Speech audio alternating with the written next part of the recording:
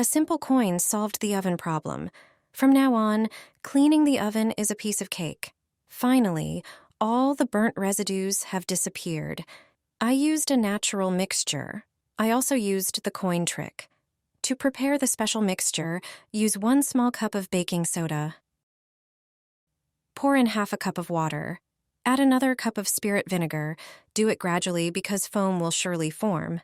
It's a reaction from the combination of soda and vinegar. This mixture works wonders in the oven.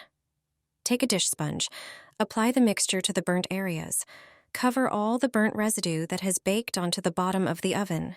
Do it thoroughly. Put the rest of the mixture in the oven. The dish must be heat resistant. Close the oven. Set it to 100 degrees. Turn it on for about 40 minutes. After this time, remove the bowl. Start cleaning the grate. Just a regular spong is enough for this.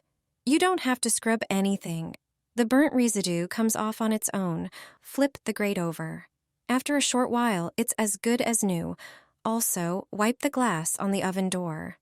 The dirt and residue are gone. Now start removing the mixture from the bottom of the oven.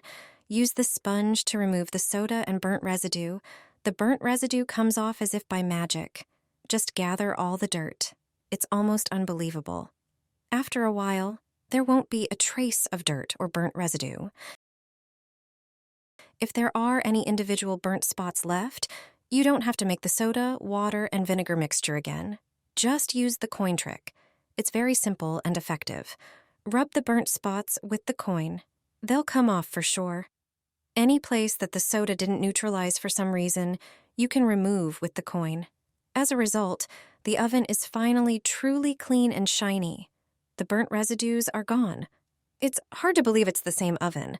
The whole secret is the mixture of soda with water and vinegar and the coin.